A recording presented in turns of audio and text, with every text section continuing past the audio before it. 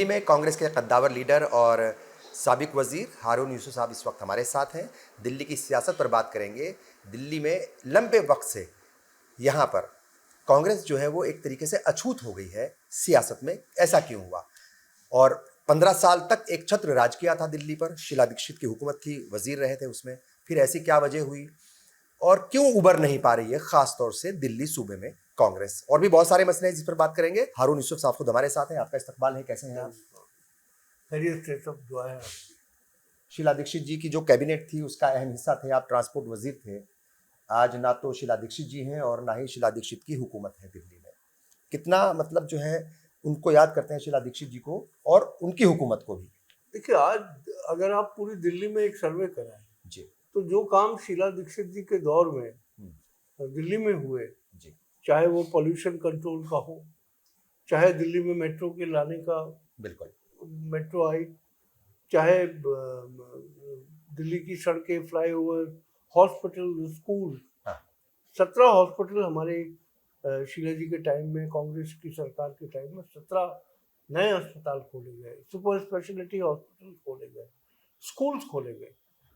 और मैं समझता हूँ कि लोग, क्योंकि एक ऐसा आवरण उड़ा दिया गया था दिल्ली को, हाँ एक ऐसे झूठ की चादर थी, जैसे आजकल जमुना में अगर आप देखें तो वो व्हाइट कलर का फोम तैर रहा है, उस तरह की एक चादर चढ़ा दी गई थी, क्योंकि सारे ईमानदार आदमी एकदम कूद पड़े थे और वो हर एक को चोर बताते थे और बाद में अदालतों में जाके वो उनसे माफी मांगते थे। तो मेरा कहने का मतलब, दिल्ली की जो हालत आज हो गई 10 साल में, आज आप देखिए, अगर दिल्ली में मेट्रो डेवलप नहीं हुई होती तो 80 से 82 लाख लोग आज मेट्रो में सफर करते हैं। सच बात। ये जो डीटीसी की तरफ लोगों की ज्यादा निगाह नहीं जा रही है, उसका मुख्य कारण ये है कि लोग मेट्रो से ट्रैवल करते हैं। नहीं तो डीटीसी मात्र जरिया था जो जिससे तकरीबन 70-80 लाख लोग ट्रैवल किया करते थे। सही। आज अगर आप दिल्ली में डीटीसी के बसों का जो भीड़ा है उसकी तादाद एनालाइज करें, ये जो कहते हैं ना 150 बस आ गई, 50 बस आ गई, हाँ। अरे 1000 2000 बसेस तो डिस्कार्ड हो चुकी है। जिनको ये चलाते रहे। पोल्यूशन क्यों ना हो दिल्ली में? जिन बसेस का टाइम पीरियड खत्म होना था 4 साल पहले, वो आज भी सड़कों पे चल रही है, स्पेशल परमिशन लेके चल रही है। दूसरा, जो दिल्ली के अंदर हॉस्पिटल्स का हाल है, जब हम केजरीवाल या उनकी सरकार के मंत्रियों को या नेताओं को सुनते हैं तो हमें ऐसा लगता है सारा मौसम गुलाबी है, लेकिन सच्चाई यह है कि एलएनजेपी हॉस्पिटल में 4-4 मरीज एक एक बेड पे पड़े। आज एक दलालों का घेरा है सारे हॉस्पिटल। अगर आपको इलाज कराना हो, कोई आपको सुनने वाला नहीं।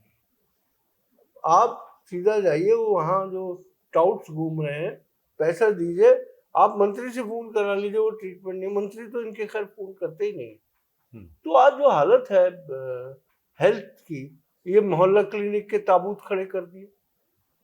सच्चाई में अगर आप देखें 10, 15, 20 को छोड़ के, वो प्योरली अरविंद केजरीवाल के फोटो चमकाने का एक डिब्बा था। दिल्ली के अंदर तकरीबन 250 से ज्यादा डिस्पेंसरीज होती और उन डिस्पेंसरीज के अंदर बाकायदा डॉक्टर, गायनोकोलॉजिस्ट, फिजिशियन, सारे लोग बैठते थे और वो दिल्ली गवर्नमेंट के अधीन थी। वो सारा बंद कर दिया। वो डॉक्टर्स कहाँ गए पता नहीं। मैं आप ही से सवाल पूछता हूँ, क्या 1.5 घंटे के अंदर 250-300 मरीज देख सकता है डॉक्टर? नहीं देखा जा सकता, पॉसिबल ही नहीं। वो डॉक्टर अगर जमीन पे भी लेट जाए और हाथ पैर सबसे भी देखना शुरू करे पेशेंट को, तो तब भी वो 1-1.5 घंटे में नहीं देखता। तो इस हर चीज एक आई वॉश है। पॉल्यूशन की बात करें हम, तो पॉल्यूशन जो है, इन्होंने कहा 34% कम हो गया। हमारे टाइम में इतना काम हुआ। आप मुझे बताइए, आज जो हालत दिल्ली की है, गैस चैम्बर लगातार हाई कोर्ट, सुप्रीम कोर्ट लताड़ रहा दिल्ली सरकार कि दिल्ली जो है गैस चैम्बर बन गई। अच्छा, लेकिन एक सरकार, ये बात ठीक है सर, जिम्मेदारी तो सरकारों की होती है, मगर एक सरकार कैसे इस गैस चैम्बर को, जो आप कह रहे हैं दिल्ली जो है गैस चैम्बर बन गई है, पॉल्यूशन तो पहले भी होता था, अब थोड़ा ज्यादा हो गया होगा, गाड़ियां भी बहुत ज्यादा आ गई हैं, एसी दुनिया भर की मतलब व्हीकल्स भी हैं, और पंजाब चूंकि पंजाब में आम आदमी पार्टी की सरकार है तो वो पंजाब का तो नाम लेते नहीं, मगर फिर कहते हैं यूपी वाले, हरियाणा वाले और दूसरे सूबों के जो है वो, हाँ, जी हाँ जी हाँ, तो दूसरों के ऊपर इल्जाम रखते हैं। मगर एक हुकूमत का क्या रोल है इस पॉल्यूशन को कम करने में, कैसे किया जा सकता है? पॉल्यूशन को कम करने का रोल ये होना चाहिए, दिल्ली के अंदर ग्रीन कवर बढ़ाना चाहिए। जब दिल्ली में 98 में कांग्रेस की सरकार बनी तो सबसे बड़ा जोर कांग्रेस की सरकार का ये था, शीला जी के नेतृत्व में, कि इस ग्रीन कवर को बढ़ाया जाए। और दिल्ली का ग्रीन कवर हमने 7 साल में 20 टाइम बढ़ाया था। दूसरा, दिल्ली के रोड पे जो स्वीपिंग होती थी, हाँ, वो इंस्ट्रक्शन थी कि जो वो धूल इकट्ठी होती है उसको आप इकट्ठा करो और उसमें लेके जाइए आप कोई भी सामान में डाल के। हाँ। आज सुबह जब आप जाएं तो सड़कों पे धूल हो रही होती है, एक ढेर इकट्ठे हो जाते हैं, जैसे ही ट्रैफिक तेज शुरू होता है वो वापस हवा में आ जाता है। आज दिल्ली के अंदर रोड्स की यह हालत है कि आप जिनको आप वीवीआईपी रोड कहते हो उनमें गड्ढे, और इन्होंने कहा था कि हम 31 तारीख तक पूरी दिल्ली संवार देंगे। खुद सीएम उतरी सड़कों पर, खुद केजरीवाल साहब उतरे, खुद कैबिनेट के कई सारे लोग उतरे, आप कह रहे हैं कि फिर भी असर नहीं है उसका, मतलब दिख नहीं रहा। देखिए, ये एक सरकार नहीं है जी, ये एक नाटक मंडी है। जैसे नेशनल स्कूल ऑफ ड्रामा है जी, इस तरह आप स्कूल ऑफ ड्रामा जो है वो आम आदमी पार्टी, इंडिया ब्लॉक का हिस्सा है, लेकिन आम आदमी पार्टी नेशनल लेवल पे है। मैं दिल्ली की हालत की बात कर रहा हूँ जी, मैं जो आपसे जिक्र कर रहा हूँ, हाँ, दिल्ली का कर रहा हूँ। हाँ, वो अलायंस नेशनल लेवल पे है उनका, उस बारे में मैं बात नहीं कर रहा, मैं दिल्ली की बात कर रहा हूँ। मैं दिल्ली का नागरिक हूँ, दिल्ली में पैदा हुआ, यहीं पला बड़ा। तो जिस तरीके से हमने उसको रोकने की कोशिश की थी पॉल्यूशन को, सीएनजी का सारा फ्लीट चेंज किया, बिल्कुल, तो सीएनजी कमर्शियल व्हीकल सारे सीएनजी पे करें। तमाम जो ट्री प्लांटेशन की ड्राइव जो है वो बड़ी ऑनेस्टली होती है। अब आंकड़े तो आते हैं कि 50 लाख पेड़ लगा दिए, कहाँ लगे भाई? वो दिखते नहीं है, वो दिखता नहीं है। अच्छा, ईवी आ गई है जो, मतलब यानी सीएनजी भी आई, पॉल्यूशन कम हुआ, अब इलेक्ट्रॉनिक व्हीकल्स आ गए हैं, उनसे क्या लगता है? बसेस भी हैं, उसमें बहुत सारे निकालते हैं बड़े। है क्या, जो बाइक्स है, हाँ, स्कूटर्स है, उनका वो भी पॉल्यूशन का बड़ा जरिया है जी। और अगर आपको याद हो या अगर आप पुराने आर्काइव में निकाले, एक जमाने में मैंने ये कहा था, हालांकि मेरा वो जाती ओपिनियन था कि दिल्ली से डीजल की तमाम गाड़ियां खत्म कर दी जाए, उसको बहुत हंगामा हो गया था। मैंने कहा ये मेरा पर्सनल ओपिनियन है, और उस समय मैंने कहा था कि पब्लिक ट्रांसपोर्ट सिस्टम को हमको बढ़ावा देना चाहिए। और इसीलिए शीला जी, हमारी सरकार का मोटो जो था, शीला जी ने मेट्रो के लिए, वाजपेयी जी देश के प्रधानमंत्री थे उस दौर में, उन्होंने भी उनसे काम कराया, कांग्रेस के तो प्रधानमंत्री नहीं, हाँ, सिर्फ इसलिए कि दिल्ली के लोगों को एक राहत मिले, दिल्ली के लोग एक साफ सुथरे हवा में अपनी जिंदगी जी सके। इसके अलावा जो बसेज और तमाम चीजें थी, और टू व्हीलर्स का भी जब आप पब्लिक ट्रांसपोर्ट प्रोवाइड कराओगे तो उस वक्त भी हमने ये सोचा था कि जो टू व्हीलर पे है वो थोड़े दिन में मारुति सेकेंड हैंड खरीद लेगा, सही, मारुति सेकेंड हैंड वाला कुछ और डीजल की गाड़ी खरीद लेगा।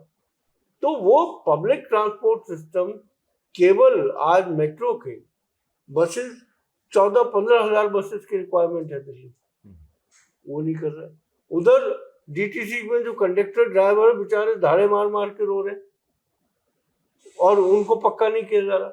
मैं ट्रांसपोर्ट मिनिस्टर था, मेरे टाइम में मैंने तकरीबन 17 से 19 हजार कंडक्टर्स और ड्राइवर्स को पक्का किया, जो 20-20 साल से बेचारे टेम्पररी नौकरी में थे। तो संवेदनशीलता को प्रैक्टिकली दिखाना और एक नाटक ओढ़ लेना। अच्छा, आप लोग तो सलाह भी देते होंगे, क्या सलाह नहीं मानी जाती है आप लोगों की? क्योंकि आप इतने सीनियर लीडर्स हैं और अब तो बनती भी है, ठीक है भाई, दिल्ली में थोड़ा सा आप मिल करके नहीं लड़ रहे हैं, मगर एक अंडरस्टैंडिंग के साथ तो आप हैं, तो क्या सलाह भी नहीं मानते? देखिए, सवाल इस बात का है कि जब बहुत ज्यादा कोई अक्लमंद हो जी और बहुत ज्यादा ज्ञानी हो तो उसको ज्ञान देना, अपने ज्ञान को आप नुकसान पहुंचा रहे हैं।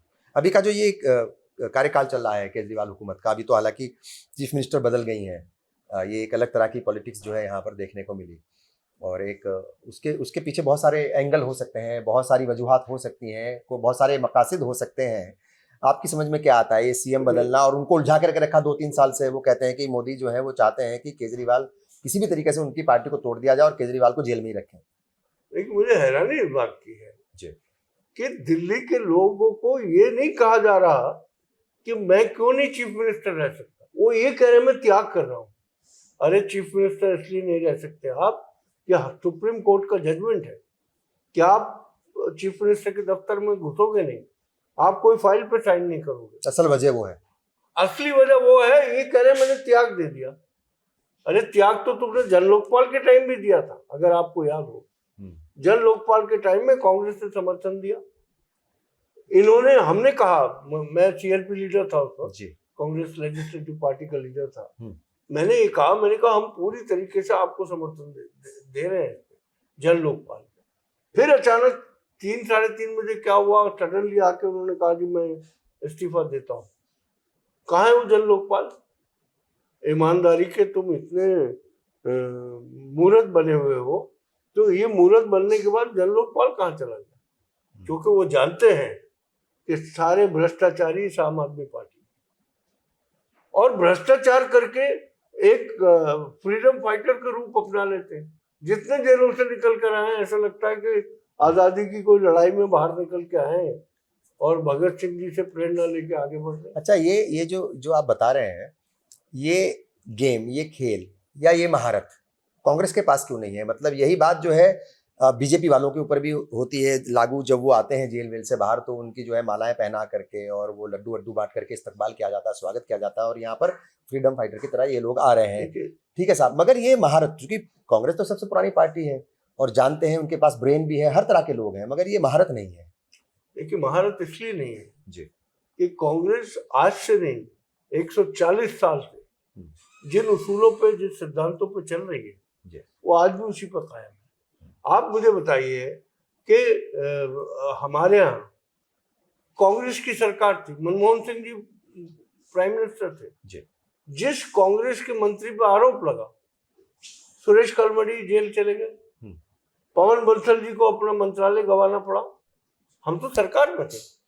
2G घोटाले में डी राजा और तमाम लोगों को बाहर किया गया, जबकि 2G के अंदर, कोल के अंदर सुप्रीम कोर्ट ने क्लीन चिट दी है। बिल्कुल। तो मेरा कहने का मकसद ये है कि कांग्रेस जो बात करती है वो सच्चाई की बात करती है, और राहुल गांधी जो हमारे नेता है, जिस तरीके से आज से कोविड के टाइम से लेकर उससे पहले से जो भी बातें, चाहे जीएसटी और इन सब तमाम चीजों के बारे में, सांप्रदायिकता के बारे में वो बोलते हैं, नफरत के बारे में वो बोलते हैं, मोहब्बत की वो बात करते हैं, उन्होंने कभी कोई ऐसा बयान नहीं दिया होगा आपको जो जिस तरीके से बीजेपी वाले वेलकम कर रहे हैं या ये वेलकम कर रहे हैं। ये दिल्ली के लोगों को समझ रहे हैं कि दिल्ली के लोग जो है बिल्कुल उनका ऊपर का माला खाली है, यही सबसे अक्लमंद है, और आने वाला वक्त ये बताएगा जरूर। और हम भी इस चीज का इंतजार कर रहे हैं, क्योंकि हम भी बहुत लोग उसमें। क्या लगता है दिल्ली का माहौल क्या है? मतलब लोग तो मिस करते हैं। देखिए, जब भी दिल्ली की बात होती है, ये बात सच है कि 15 साल का जो कार्यकाल था शीला दीक्षित जी का, 98 से 13 तक का, सब कोई उसको याद करता है। मेट्रो भी आई, फ्लाईओवर्स भी बने, अंडरपास भी बने, हालांकि वो अभी भी देखने को मिलते हैं, काफ़ी सारे काम अभी भी हो रहे हैं। ये भी सच्चाई है कि बहुत सारी रेड लाइट ख़त्म हुई है, जाम पहले के मुकाबले कम हुए हैं, मगर वो जो 15 साल का जो पीरियड था, जो टेन्योर था शीला दीक्षित की हुकूमत का, उसको लोग याद करते हैं। सच्चाई है ये, मगर फिर भी याद तो करते हैं, मगर वो याद जो है वो वोटों में कन्वर्ट नहीं हो पा रही है। आपको क्या लगता है, कुछ दिन के बाद इंतखाबात हैं, माहौल जो है वो लग रहा है कांग्रेस के पक्ष में कुछ? देखिए, एक बात आप जान लीजिए, दिल्ली के लोग ये समझ चुके हैं कि कांग्रेस कोई भी वादा करेगी तो हवा में नहीं होगा, भावनाओं से खेलने का नहीं होगा। अब जो राहुल जी नफरत के बारे में बात करते हैं, ये सच्चाई नहीं है कि आज किस तरीके से लोगों को धर्म और जात के नाम पे बांटने के लिए नफरत फैलाई जा रही है, और ये लगातार आज से नहीं हो रहा, ये 10 साल से हो रहा है।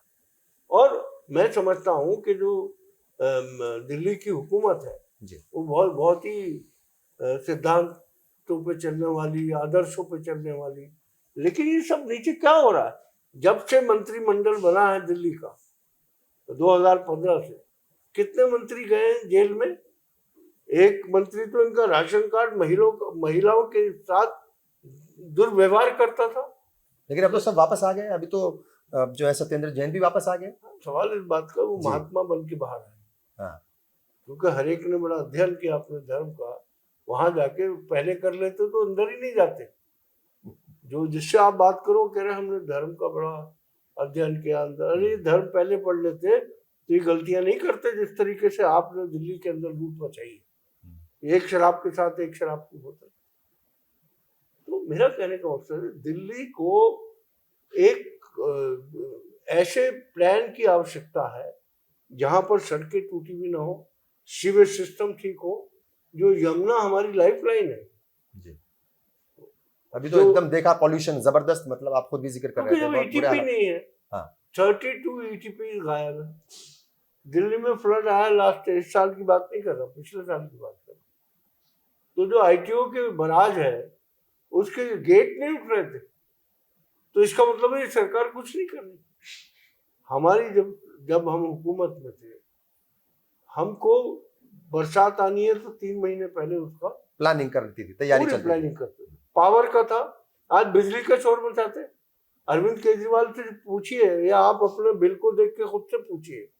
मैं खास तौर से दिल्ली वालों को कहना चाहता हूँ कि आप अपने आप से तो पूछिए कि आपके जो बिल आते थे आज वो डबल हुए कि नहीं। अरविंद केजरीवाल कहते थे कि मैं इसको हाफ कर दूंगा, मैं इसका ऑडिट कराऊंगा। ये बता दें कि इंटरनल ऑडिट कितना हुआ है पिछले 10 साल में, एक रिपोर्ट बता। मगर जो भी स्कीमें उन्होंने चलाई हैं साहब, चाहे वो बिजली फ्री करने की हो या दूसरी भी हो, वैसा उनका एक तरीके से नकल कही जाए। हरियाणा में मैंने देखा कि जो आपका मैनिफेस्टो था वो बिल्कुल वैसे ही कि भाई अब हम भी इतनी बिजली फ्री देंगे, इतने यूनिट्स देंगे, सब जगह स्टेट्स में यही चल रहा है। हाँ। बिजली बहुत इम्पोर्टेंट वो है, और बिजली में हम जब सरकार में थे लगातार हम 100 यूनिट बिजली 1 रुपए यूनिट के हिसाब से देते थे, उस वक्त भी दे रहे थे। सवाल ये कि बहुत सारे लोग जो दिल्ली के अंदर रोजगार के लिए आते हैं, जो झुग्गी झोपड़ी, अनऑथराइज्ड कॉलोनी, इनको जरूरत है इस बात की कि इनको बिजली में सब्सिडी दी जाए। जो अमीर है उनको जरूरत नहीं है। नहीं, अमीर तो कॉम्पनसेट कर रहे हैं ना। आप बिजली का टैरिफ उठा के देखिए। अरविंद केजरीवाल बोले मेरे टाइम में कोई बिजली का बिल नहीं बढ़ेगा, आज 45% बढ़ चुका है। जिस तरह के सरचार्ज और तमाम चीजें, pension trust, power purchase adjustment cost जो होती है वो तकरीबन 40% पहुंच गई पर किलोवाट। दिल्ली को सबसे ज्यादा अगर लूटा जा रहा है, जो पर किलोवाट 10 रुपए और 20 रुपए होता था, कि अगर 10 किलोवाट से ऊपर चले गए तो 20 रुपए होगा, आज वो 150-150 रुपए पर किलोवाट है। आपका अगर 11 किलोवाट का या 5 किलोवाट का आपका वो है, तो आपको मिनिमम 700-800 रुपए तो देने ही है एक यूनिट इस्तेमाल किए बगैर। तो वो भी दिल्ली के लोग उसको बर्दाश्त कर रहे थे, लेकिन quality of electricity has gone down.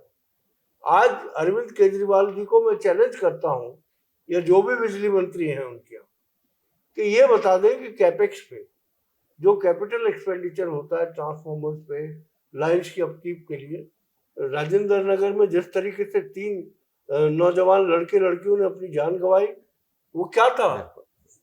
वो पानी के अंदर करंट भी आया था, और दूसरा वो उसमें एक जल समाधि ले ली उन्होंने। क्या कर रही है सरकार? कांग्रेस की क्या कुछ प्लानिंग है? क्योंकि देखिए सवाल इसलिए अहम है, अभी इंतखाबात में बहुत ज्यादा वक्त नहीं है। चूंकि कांग्रेस के अंदर जो भी लीडर्स हैं वो ज्यादातर सीनियर लीडर हैं, और जब सीनियर होते हैं तो गुटबाजी भी होती है, हर कोई कहता है कि मैं बड़ा मैं बड़ा, ये देखने को मिलता है अक्सर। हरियाणा बिल्कुल लेटेस्ट एग्जाम्पल है उसका, और हर इंतखाबात में कहीं ना कहीं, उससे पहले राजस्थान का भी आपने देखा होगा। तो अभी क्या गुटबाजी बिल्कुल पूरी तरीके से खत्म है? और जो असेंबली इंतखाबात हैं दिल्ली के, कांग्रेस उसके लिए कितना तैयार है? क्योंकि ये तो सच्चाई है कि मैंने पहले ही कहा कि लोग याद करते हैं कांग्रेस के 15 साल के दौरे हुकूमत को। देखिए, जिसको आप गुटबाजी कहते हैं, मैं उसको पार्टी के अंदर डेमोक्रेसी कहता हूँ, जमहूरियत की बात है। और राहुल जी हमेशा कहते हैं, सोनिया जी हमेशा कहती रही कि जो बात है वो खुलकर पार्टी फोरम पे करो, सड़क पर जाके नहीं करनी है। अगर मेरी पार्टी में आप में कोई कमी है, इनमें कोई कमी है, तो वो आपस में बैठ के बात करो।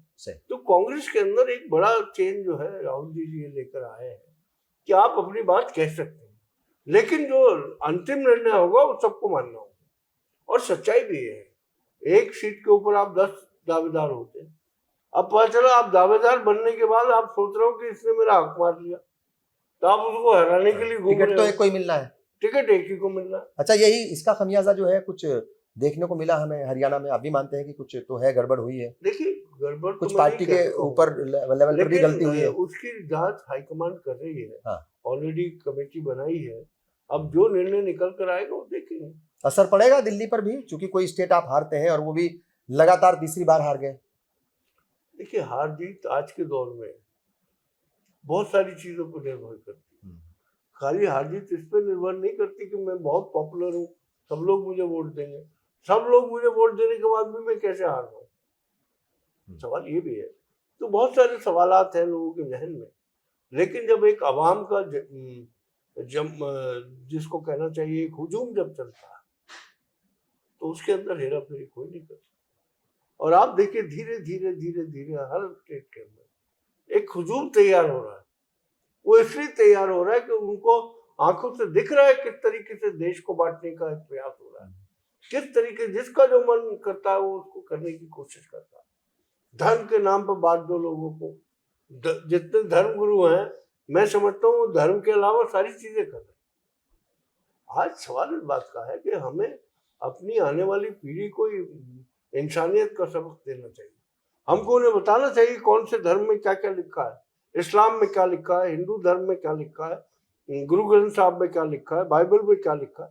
वो तो पढ़ ही नहीं रहा, और उस पर अमल करना चाहिए। जो लिखा है उसको जो है मतलब उसको पढ़े और उस पर अमल करें। उस पर अमल करें। बिल्कुल। आपको लगता है कि जो राहुल गांधी की मोहब्बत की दुकान है, ये कई बार उल्टा भारी पड़ जाती है कांग्रेस के ऊपर, क्योंकि उसके ऊपर इल्जाम लगता है क्योंकि ये मोहब्बत की दुकान सिर्फ मुसलमानों के लिए खोली है और आप मुस्लिम पार्टी या मुसलमानों को ज्यादा जो है आप मतलब सपोर्ट करते हैं। क्या ये मुसलमानों को सपोर्ट करने का भी खमियाजा भुगतना पड़ता है कांग्रेस को? कांग्रेस चाहे हिंदू हो, मुसलमान हो, सिख हो, ईसाई हो, बौद्ध हो, जैन हो जी, ये आश्चर्य देख रहे। मैं जो हूँ 40 साल से इस पार्टी की सेवा कर रहा हूँ। मैं निष्वाई से इसमें घुसा था और मैंने जो पाया इस कांग्रेस के अंदर कि वो कभी उसने अपने उसूलों से समझौता नहीं किया। इलेक्शन हार गए, हार जाओ, लेकिन सिद्धांत इन सिद्धांतों से कोई कॉम्प्रोमाइज नहीं कर सकता और उसका कभी कभी खमियाजा भुगतना ही पड़ता है। और वो खमियाजा जब हम भुगत रहे होते तो लोग पीड़ा में होते, क्योंकि वो डिसीजन लेके परेशान है कि जो हम कह रहे थे कि आपको छलावा कर रहे हैं, झूठे वादे कर रहे हैं, बाद में वो भी सफर करते हैं। इसीलिए आप देखिए बहुत सारी जगहों पर पूरे हिंदुस्तान में कहा गया इस बार 400 पार, 240 पे क्यों रुके? बड़े बड़े दावे हर जगह किए गए।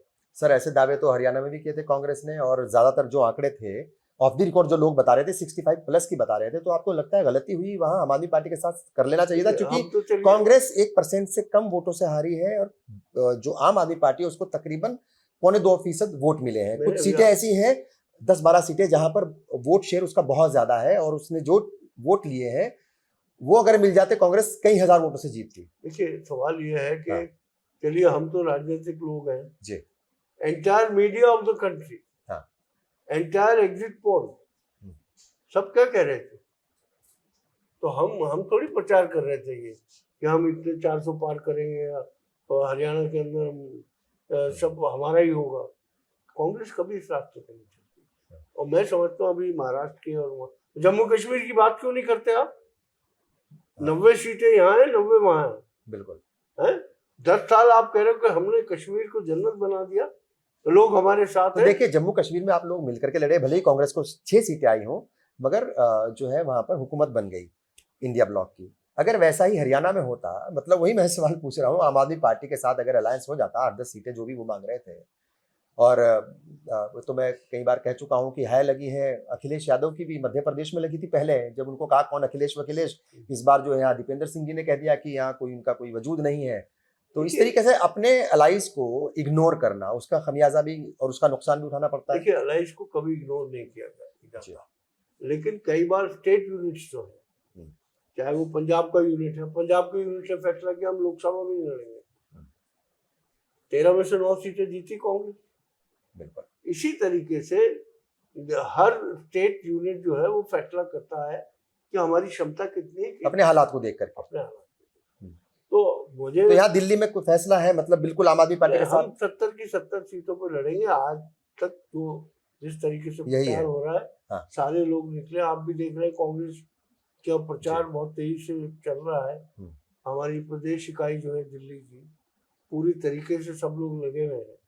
हमारा अध्यक्ष देवेंद्र यादव बहुत मेहनत कर रहे हैं, और मैं समझता हूँ कि दिल्ली के लोग इंतजार कर रहे हैं कि कोई ऐसी सरकार बने जो उनकी सुन ले, क्योंकि जो बनी है सरकारें वो अपनी सुना रही हैं, चाहे वो केंद्र में हो चाहे दिल्ली में हो, वो दूसरे की बात सुनते हैं। वन वे ट्रैफिक है वहां पर। अगर कोई प्रेस वार्ता आप करोगे तो खाली वही बताएंगे कि क्या आपको कहना है। आप अपोजिशन में और तकरीबन 10 साल से अपोजिशन में है, और अपोजिशन में होने के बावजूद भी सड़कों पर अभी तक मोटे तौर पर नहीं उतरे, जबकि आम आदमी पार्टी 10 साल से हुकूमत में है और वो इलाका वाइज उन्होंने लीडर्स की जिम्मेदारी दे दी कि आप फला इलाके में जाओगे और एक तरीके से जो है पैदल मार्च करोगे या पैदल यात्रा कह लीजिए, लोगों के बीच में जा रहे हैं, उनके इश्यूज को जानने की कोशिश कर रहे हैं, उसे एड्रेस कर रहे हैं, जबकि जो काम आपका था वो आप कर रही है। ऐसा है जी कि जब अब मैं इस पर टिप्पणी इसलिए भी ज्यादा संजीदगी से नहीं करूंगा जी कि पूरी दिल्ली जान रही है कि किसको दिखाया जाता है और किसको नहीं दिखाया जाता। हाँ। हम कड़ी धूप में चलते रहे और 500 लोग पसीनों में नहा जाए, कहीं बेहोश होकर गिर जाए, तो कोई नहीं दिखाएगा, क्योंकि यहाँ तो सारा सिस्टम जो है बड़ी दूसरी तरीके से चल रहा है। तो भाई आपकी तक खबर कैसे पहुंचती? मीडिया है, इलेक्ट्रॉनिक मीडिया है, प्रिंट मीडिया है, अब वह सबको फोन चले जाते हैं कि खबरदार अगर तूने ये खबर लिखी। तो पत्रकार मेरे बहुत सारे दोस्त हैं और बहुत काबिल पत्रकार हैं, उनकी सबसे बड़ी दिक्कत यह है कि पत्रकारिता के अलावा हर काम उनसे लिया जाता है। जब तक ये सिस्टम इस तरह चलेगा, और मैं समझता हूं कि इसकी तरफ ध्यान देने की जरूरत है, सरकारों को भी देना चाहिए कि मीडिया कम से कम इंडिपेंडेंट रहे, और उस पर इस तरह के प्रेशर जो आते हैं उसके बहुत सारे कारण। दिल्ली का माहौल जो है वो उसको ऐसा कुछ लोग कह रहे हैं कि ख़राब करने की भी कोशिश की जा रही है। गैंग वॉर्स जो हैं वो लगातार बढ़ रहे हैं और अलग अलग जगह से वाक़यात इस तरह के आते हैं। अभी 2 दिन पहले आपने देखा एक जगह कहीं ब्लास्ट भी हो गया, तो कहीं कुछ लोग ऐसा भी नाम ले रहे हैं कि लॉरेंस बिश्नोई जो है उसका गैंग मुंबई के बाद अब दिल्ली में भी एक्टिव हो रहा है। यहाँ का जो लॉ एंड ऑर्डर का मसला है, चूँकि वो मरकज़ी हुकूमत का है और डायरेक्ट हुकूमत के पास नहीं है, ये बात तब भी लागू थी जब शीला दीक्षित जी थी, जब आपकी हुकूमत थी, मगर ये कहा गया कि शीला दीक्षित नहीं संभाल पा रही हैं। आज की डेट में जो लॉ एंड ऑर्डर बिगड़ा हुआ है उसका असल जिम्मेदार किसको मानते हैं? और चूंकि इंतखाबात आ रहे हैं, इलेक्शन है, तो कहीं ये जानबूझ करके हालात को खराब करने की कोशिश तो नहीं है? कि जहाँ तक लॉ एंड ऑर्डर की बात है, उसमें सीधे तौर पर केंद्र सरकार, भारतीय जनता पार्टी की सरकार और दिल्ली की सरकार अपनी जिम्मेदारी से कैसे हट जाएगी? तुम छोटी छोटी बातों पे तो धरना देने पहुंच जाते थे। जब निर्भया हुआ था तो हर एक के हाथ में मोमबत्ती थी। रोज रेप हो रहे, रोज बलात्कार हो रहे, रोज माँ बहनों के साथ उनकी इज्जत लूटी जा रही है। कहाँ है वो मोमबत्तियां? कहाँ है अरविंद केजरीवाल और कहाँ है वो तमाम लोग जो महिला सुरक्षा की बात करते थे? अभी स्वाति मालीवाल का किस्सा आप देख लीजिए, चीफ मिनिस्टर के घर में एक महिला पिटती है, वो भी राज्यसभा की सदस्य। निर्भया के कांड में शीला दीक्षित को क्यों दोषी ठहरा देते आप? सही है? शीला दीक्षित को आपने भ्रष्ट कहा। अगर आप आज के हालात के लिए जिम्मेदार नहीं है तो शीला दीक्षित भी जिम्मेदार नहीं थी। नहीं, मैं ये कह रहा हूँ दिल्ली के लोग आज जो याद कर रहे हों, उनको उस गलती का भी एहसास हो रहा है कि देखो वो एक अच्छी औरत थी जिसने शहर को बदला। और एक ये है जो हर वक्त झूठ बोलते हैं। देखिए, झूठ आप कितने भी शास्त्राना ढंग से बोले, झूठ झूठ ही रहता है, वो लोग को समझ में आता है। और मुझे लगता है कि दिल्ली के लोग उसको अच्छे। ईदगाह का मसला आया था, उसमें भी आपने अपनी बात रखी, किस तरीके से उसमें भी थोड़ा सा टेंशन हुई, क्या कहेंगे उसके बारे में? ईदगाह के मसले में अब दिल्ली सरकार का मसला जी। मैं वक्फ बोर्ड का भी चेयरमैन रहा हूँ जी, और मैं दिल्ली का रेवेन्यू मिनिस्टर भी रहा हूँ, क्योंकि मैंने बहुत सारे विभाग हैंडल किए 13 साल जब मैं सरकार। बिल्कुल, कोई भी वक्फ का सीईओ, क्योंकि वक्फ बोर्ड नहीं है तो वक्फ बोर्ड भंग तो हो गया है, लेकिन उसके एडमिनिस्ट्रेशन के लिए हमेशा सीईओ होता है, जो वहां का लोकल एमएलए है और मंत्री भी है वहां से। वो एक बार वहां घूम के नहीं गया। आप मुझे बताइए कि कैसे एफिडेविट मेरे से परमिशन लिए बगैर हाईकोर्ट चला गया। 2020 के अंदर माइनॉरिटी कमीशन ने जब लिख कर दिया कि ये 79,000 स्क्वायर यार्ड लैंड जो है ये इनकी है, वक्फ बोर्ड की, बाद में एफिडेविट दिया गया कि ये केवल 31,000 है। मुझे बताइए 2018 में जब ये स्कीम कंसीव की गई इसके लिए महारानी झांसी की मूर्ति को शिफ्ट करने की, और हम सब की वो शान है। बिल्कुल सही है, झांसी की फ्रीडम रानी फाइटर थी, मजबूत और एक एक मजबूत औरत थी, और सब उसको सलाम करते हैं। इस देश का कोई भी नागरिक अगर उनके बारे में एक बात भी कहता है तो मैं समझता हूँ वो हिंदुस्तानी नहीं है, भारतीय नहीं है, देशद्रोही है वो। लेकिन उसके 3 ऑप्शन थे, और किसने बनाया था वो? आतिशी जी अभी मुख्यमंत्री हैं, स्वयं पीडब्ल्यूडी की मंत्री थी जी। जब ये रोड वाइडनिंग की बात हुई तो इन्होंने तो अप्रूव किया था सिग्नल फ्री रोड बनाने के लिए, भाई ठीक है। लेकिन ईदगाह की जमीन को आप इस तरीके से बहुत जगह हो रहा है, मेहरौली में हजारों लाखों स्क्वायर मीटर जमीन जो है वो डीडीए ने हड़प की। इसी तरीके से अब आप एक इमारत बना के चारों तरफ कह दो ये डीडीए का है, और कल डीडीए कहते कि मैं इसमें घुसने नहीं दूंगा, क्या संभव है? और डीडीए कब बना? डीडीए बना 1956 में। उससे पहले जो है ये ईदगाह 200 साल से ज्यादा पुरानी। और ये जो वक्फ अमेंडमेंट बिल लेकर के आ जा रहा है, इसका कनेक्शन कैसे मानते हैं इन तमाम चीज़ों से जो आप बता रहे हैं? क्योंकि बहुत सारी ऐसी वक्फ की जायदाद है जिसके ऊपर सूबे की और मरकजी हुकूमत भी, कहीं मरकजी हुकूमत के डिपार्टमेंट्स काबिज हैं, कहीं सूबाई हुकूमतों के डिपार्टमेंट्स अलग अलग काबिज हैं। ये सब डराने के हथियार हैं। वक्फ अमेंडमेंट एक्ट एक हथियार है डराने के लिए इस हिंदुस्तान के, सिर्फ डराने के लिए या कुछ और मकसद भी है उसका? डरा के तो वोट मिलता है। समाज बटेगा कैसे? हिंदू मुसलमान में कैसे बटेगा समाज? तो जो ये तरीकाकार अपनाया जा रहा है, मैं समझता हूं कि इस हिंदुस्तान की सेक्युलर मुल्क है। कल तो सुप्रीम कोर्ट ने ये कहा है कि secularism is the part of democracy. बिल्कुल। वो उसका जो प्रीएम्बल था वो हटाना चाहते थे। क्यों हटाना चाहते? ये देश सबका है। ये देश जितना हमारे हिंदू भाइयों का उतना मुसलमानों का है, उतना सिखों का है, उतना ईसाइयों का है, उतना दलितों का है। तो सवाल इस बात का है कि ये तमाम हथियार मुख्तलिफ किस्म के ये इसलिए इस्तेमाल हो रहे हैं कि समाज कैसे बांट दें, वोट हमको मिल जाए। अरे वोट लेके सरकार बनाए बैठे रहोगे और देश के लोग जो है सड़कों पे कत्लेआम के शिकार हो जाएंगे, तो ऐसे मुल्क का फायदा क्या होगा? बिल्कुल। वक्फ बोर्ड के चेयरमैन भी आप रहे हैं, आज डिसॉल्व पड़ा हुआ है, सैलरी नहीं मिल रही है। वक्फ बोर्ड के जो चेयरमैन रह चुके हैं वो अभी जेल के अंदर है। चल क्या रहा है? मतलब मुझे एक बात हालात खराब है इतने। मुझे आप एक बात बताइए। मैं ये बात आम आदमी पार्टी से पूछूं, अरे चेयरमैन ना हो कोई ना हो, अगर आपके अंदर ये एहसास है कि आइम्मा हजरात को और मौजूद जितने भी हैं मस्जिदों के या बेवाओं के वजीफे देने हैं, तो सरकार गारंटी रेट करके पहले सैकड़ों बार दे चुकी है। क्यों इस चीज का इंतजार किया जा रहा है कि बोर्ड नहीं है, एडमिनिस्ट्रेटर आपका है, आपको निर्देश करने हैं कि इनकी सैलरी जारी की जाए? तो सवाल ये है, केजरीवाल जी को जमुना पार में जब दंगे हुए, कहाँ थे केजरीवाल? लोग चीख चीख के बुला रहे थे कि आ जाओ, हमारे ऊपर जुल्म हो रहा है। मरकज का मसला निजामुद्दीन का, इन्होंने 2 कैटेगरी बना दी। इन्होंने कहा ये जो कोविड फैल रहा है ये मरकज से फैल रहा है, और मौलाना साहब के खिलाफ एफआईआर और वो दुनिया भर के हंगामे कराए गए, और हर अखबार के अंदर प्रिंट और इलेक्ट्रॉनिक मीडिया में आता था कि मरकज के पेशेंट इतने, दिल्ली के पेशेंट। मतलब किस तरीके से समाज को बांट के आप एक कोशिश कर रहे हो। आजकल वो हनुमान जी के भक्त बने घूम रहे।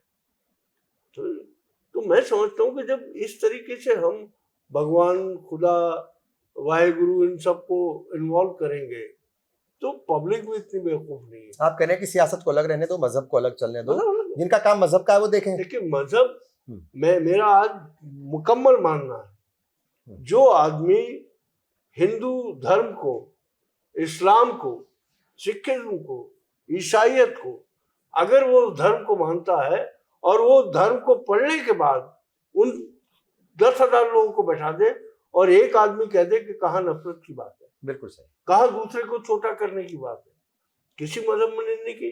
लेकिन नेता जो है इसी पे तो रोटियां सेक रहे। आप जो हाल हुआ चारों तरफ, वो केजरीवाल जी का क्या रवैया रहा, जाके 90 सीट कैसे लड़ पड़े वो वहाँ, जबकि इंडिया गठबंधन के तो वो है, जैसा भी आपने कहा। कि नेशनल अलायंस है हमारा। मगर कुछ गलती तो जाहिर है, मैंने कांग्रेस का भी मतलब जिक्र किया, भाई कांग्रेस से भी तो गलती हुई होगी ना, तो आप बताइए हाँ, ना मुझे गलती क्या हुई।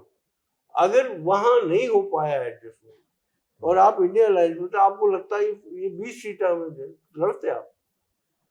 फ्रेंडली फाइट हुई है बहुत जगह, समाजवादी से भी हुई है, ममता बनर्जी की पार्टी से भी हुई है, कश्मीर में भी हुई, इनफैक्ट कश्मीर में भी हुई है, कश्मीर में बहुत जगह फ्रेंडली फाइट थी। बिल्कुल। लेकिन आप 90 सीटें क्यों लड़ रहे हो? तो वो आपसे भी पूछेंगे 70 सीटें क्यों लड़ रहे हो जब आप भी एक सीट भी नहीं जीत पा रहे हो पिछले कई साल से दिल्ली में। सवाल ये है कि इलेक्टोरल पॉलिटिक्स के अंदर ये चीज कोई मायने नहीं रखती। एक धरती पकड़ कैंडिडेट थे, बिल्कुल, हाँ, बड़े मशहूर हुए हैं पार्लियामेंट का, हाँ। वो आखिर तक चुनाव, मरते दम तक चुनाव लड़ते रहे और हारते रहे। बिल्कुल। सवाल इस बात का है कि कांग्रेस पार्टी कोई 2-4 साल 20-25 साल की पार्टी नहीं है। कांग्रेस पार्टी की बुनियाद 140 साल पहले रखी गई और जो सोच और विचारधारा उस पार्टी की है, वो मैं समझता हूं कि जो उसको अपना लेगा वो लोगों का तो भला कर पाएगा, जरूर करेगा, लेकिन सबसे ज्यादा अपने अंदर एक सुकून महसूस करेगा। बिल्कुल। जिस पार्टी में सबको बराबर से देखा जाता है। चूंकि आपने भी खुद कहा और सच्चाई भी है ये कि इतनी पुरानी पार्टी है, और दिल्ली की बात करें तो दिल्ली की बुनियादों में जो है वो कांग्रेस है। तो क्या जो बुनियादी वोटर है और तमामी कौम के, तमामी सोचो फिक्र के लोग आपके वोटर्स रहे हैं, मतलब कांग्रेस के रहे हैं, आपको लगता है कि वापसी करेंगे, वो वापस आएंगे, आपकी लीडरशिप के ऊपर यकीन करेंगे? अरे अगर आप, क्योंकि हो क्या गया कि डराने वाले का नाम सबसे पहले लिया जाता है, जो अच्छे काम कर रहा है उसके नाम नहीं लिए जाते। इस दिल्ली प्रदेश कांग्रेस कमेटी में पिछले 1 महीने से सैकड़ों आम आदमी पार्टी के लोग पार्टी ज्वाइन कर चुके। तो सवाल इस बात का है कि अरविंद केजरीवाल का एडवर्टाइजमेंट का बजट ही 500 करोड़ से ज्यादा है, जो हमारे टाइम में एलजी साहब ने रोका हुआ है। वो तो एलजी साहब ने रोका हुआ है। अच्छा, एक सवाल ये भी है, देखिए जब शीला दीक्षित चीफ मिनिस्टर थी तो वो सारे काम हो जाते थे, उतनी टसल नहीं दिखती थी एलजी और सीएम के बीच में। अभी तो बहुत ज्यादा टसल दिखती है। ईमानदारी से बताइए कि क्या जानबूझ करके भी परेशान तो किया गया है? देखिए, जब भी जो दिल्ली को स्थिति है state, we are not full state, तो एलजी और गवर्नमेंट के बीच में बहुत बार हुआ। मैंने तो आपको कहा वाजपेयी जी प्रधानमंत्री थे देश के, एलजी भी उन्हीं के लगे हुए थे दिल्ली में। पूरे आपने कई अखबार में नहीं पढ़ा, उतना परेशान तो नहीं किया था ना उनके एलजी ने। सवाल परेशानी का ये, मैं आपको मामला हल करने आऊं, आते आपको गाली बकरी शुरू कर दूं, मैं आपके ड्राइंग रूम में आके लेट जाऊं, मैं आपके वेटिंग रूम में धरना दे दूं। तो सवाल इस बात का है, तो इंटेंशन तो काम कराने की नहीं है ना। इंटेंशन ये है कि दिल्ली के अंदर लोगों का दिमाग डाइवर्ट हो कि वो तो लड़ रहा है। तो जैसे एक बार एक किस्सा है कि एक बंदर को जंगल का प्रधान बना दिया। तो लोगों ने कहा तू क्या करेगा, ये तो शेर, जंगल का राजा तो शेर है। उसने कहा आप देखो मैं जो करूंगा। वो उछल कूद करते रहे तो वो जो उछल कूद करता रहा, वही उछल कूद 10 साल से दिल्ली में भी हो रही है और केंद्र सरकार में भी। तो मेरा कहने का मतलब ये है कि कांग्रेस ने बहुत दौर देखे। हमने वो दौर भी देखा है जब 77 के अंदर हमारी नेता पूर्व प्रधानमंत्री श्रीमती इंदिरा गांधी स्वयं चुनाव हार गई, संजय जी स्वयं चुनाव हार गए। केवल 2.5 साल के अंदर इंदिरा जी पूरी मेजोरिटी के साथ पार्लियामेंट में आई। याद होगा आप? याद तो नहीं है मुझे, लेकिन मैंने पढ़ा बहुत है। और मैं कांग्रेस वालों को एक चीज कहता हूं कि कयासों से और उम्मीद से बाहर निकलना पड़ेगा, क्योंकि 77 का एग्जाम्पल देते हैं। वो इंदिरा गांधी थी, उन्होंने पाकिस्तान के 2 टुकड़े करवाए थे।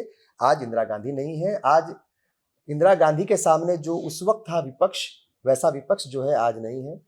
इंदिरा गांधी के सामने जो चैलेंजेस थे, वैसे चैलेंजेस आज बहुत ज्यादा, उनके मुकाबले बहुत ज्यादा हो गए हैं। आज राहुल गांधी हैं, वो एक बार भी कैबिनेट मिनिस्टर भी नहीं रहे। वो इंदिरा गांधी उस वक्त तक 2 बार प्राइम मिनिस्टर रह चुकी थी। वापस कहता हूं कि इंदिरा गांधी वो पाकिस्तान के 2 टुकड़े करवा चुकी थी। तो उस एग्जाम्पल से कांग्रेस को निकलना पड़ेगा, या नहीं निकलेंगे? देखिए, एक बात आप जानिए जी, हमारे नेता राहुल गांधी बिल्कुल जिस सोच के भरोसे चल रहे हैं, वो इस सोच के भरोसे चल रहे हैं कि अगर इंसानियत को बचना है या इस देश के अंदर एक तरक्की करनी है, जिसको एक जमाने में सोने की चिड़िया कहा जाता था हिंदुस्तान को, हाँ। अब आप कहें कि वो इंदिरा जी का दौर गया, सोने की चिड़िया गई, हर दौर में चैलेंजेस अलग है ना सर। मैं बता तो रहा हूँ, हाँ। हर दौर के चैलेंजेस अलग जी। हैं। आज के जो चैलेंजेस हैं, लोगों के बीच में कांग्रेस जाके लड़ रही है, लोगों के बीच में उनके अधिकारों के लिए लड़ रही है, किसानों के लिए लड़ रही है, मजदूरों के लिए लड़ रही है, जो बेरोजगार युवा है उसके लिए लड़ रही है। और लड़ाई किस तरह होती है, आंदोलन कैसे होते हैं, आज करोड़ों लोगों को रोजगार का वादा कैसे किसको मिल रहा है? बस जीत के बिल्कुल नजदीक आकर के फिर वापसी करती है कांग्रेस, और इसीलिए उसके बहुत सारे साथी कहते हैं कि कांग्रेस को जीती हुई बाजी हारना आता है। मैं चूंकि बहुत सीनियर आदमी है, आपसे असल में वजह जानना चाह रहे हैं हम, ताकि लोगों तक बात पहुंचे। आप कहते हैं वो जीत से वापस आ जाती है, कहा ना सर उद्धव ठाकरे ने। इस कारण को भी तो जानिए, जीत से वापस थोड़ा सा पीछे कैसे चली जाती है। ये थोड़े से के अंदर सारी कहानी है। लेकिन हिंदुस्तान के लोग बहुत बाशऊर लोग हैं, समझदार लोग हैं, समझ रहे हैं, और आने वाले वक्त में इसका जवाब देंगे, मुंहतोड़ जवाब। दिल्ली से उम्मीद है, चूंकि महाराष्ट्र और झारखंड में इलेक्शन है, उसके बाद फिर दिल्ली में है, दिल्ली से उम्मीद है। और हारून यूसुफ की क्या जिम्मेदारी रहने वाली है, क्या रोल देखेंगे हम दिल्ली में? कांग्रेस का कार्यक्रम में जब मंत्री था जी, तो सबसे ज्यादा एक्सेसिबल अगर कोई था जी, मैंने सारे transport, power, industry, civil supply, आपका रूरल डेवलपमेंट, वो जो भी मैंने विभाग देखे, मैंने हमेशा पूरी ईमानदारी मेहनत के साथ किया। और इसी तरह मेरी कॉन्स्टिट्यूंसी के बल्ली महाराज के लोग जो है, उनका एहसान पूरी जिंदगी है मेरी, क्योंकि जिस तरह उन्होंने 5 बार एक साथ एमएलए कांग्रेस के टिकट पे, बहुत सारे लोग पार्टी छोड़ के जाते हैं, पता चला कितनी बार के एमएलए जी, 5 बार की पार्टी कितनी बार छोड़ी, 6 बार। तो हम कांग्रेस की विचारधारा से जुड़े हुए हैं, मजबूत सिपाही है कांग्रेस के। कांग्रेस के नाम पर किसी तरह को कोई कॉम्प्रोमाइज। बहुत बहुत शुक्रिया आपसे बात की, बहुत बहुत शुक्रिया आपका, and all the best. Thank you.